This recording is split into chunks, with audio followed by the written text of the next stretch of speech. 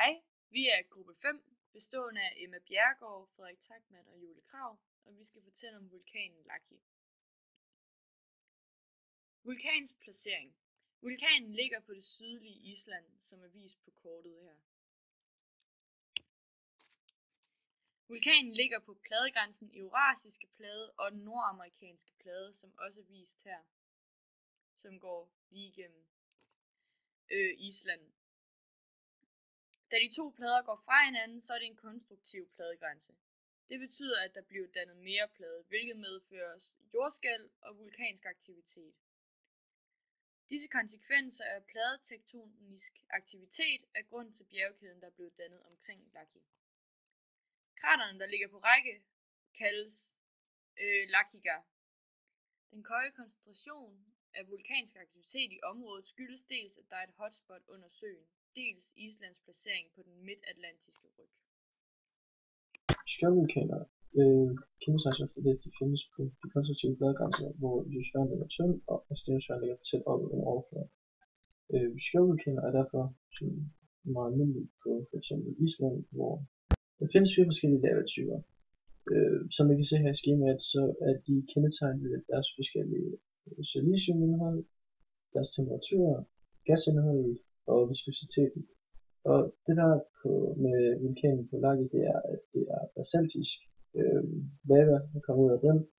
Det har et siliciumindhold på 45-52%,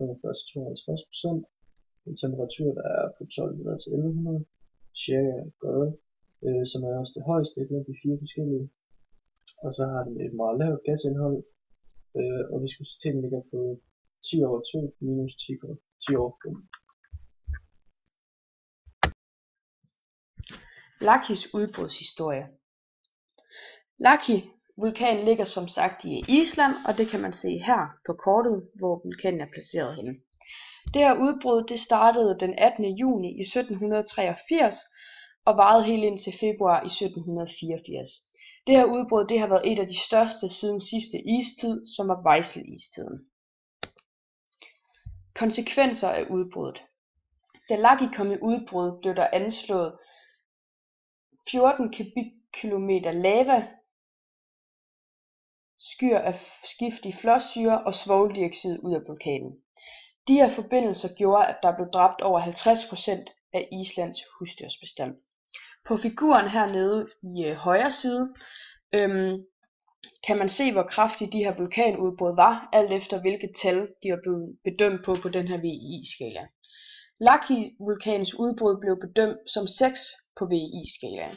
Hvis man kigger herover til venstre, kan man så se, at 6 står under very large, og det vil så sige, at det har været et meget kraftigt udbrud. Så kan man kigge herinde i midten og se, hvor stor volumen var for udbruddet, alt efter hvilket tal de har fået. Under det her udbrud, så kom der som sagt en masse svovl ud af vulkanen. Det her svovl, det omdannede sig så til svovldioxid.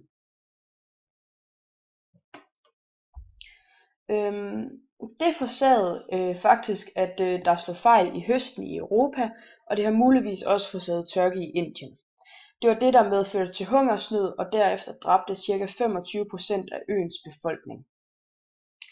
Laki-udbruddet er blevet anslået til at have dræbt over 6 millioner mennesker på verdensplan, og det gør det faktisk til det blodigste udbrud i historisk tid.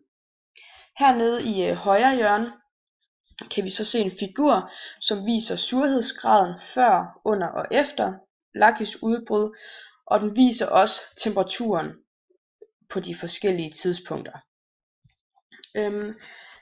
Nede i bunden her kan man så se de forskellige årstal, og man kan se, at her fra 1783 til 1784, hvor Laki var i udbrud, steg surhedsgraden ekstremt i forhold til de førhenliggende år og de kommende år.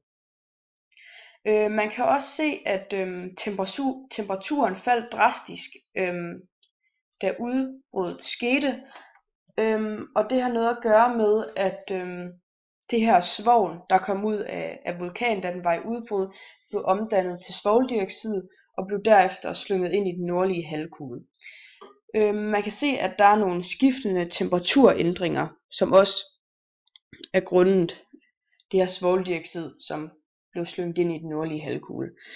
Først så stiger den lidt igen, så falder den lidt, så stiger den igen, så falder den, og så stiger den næsten lige så højt op, som den var før vulkanudbruddet, og så falder den så igen. Da vulkanudbruddet slog til, faldt temperaturen faktisk fra omkring de 17 grader og helt ned til omkring de 5 grader. De kilder vi har brugt, det har været Naturgeografi C, det har været Wikipedia, det har været Vulkaneksperten, og det har været volcanoorgunnstate.edu.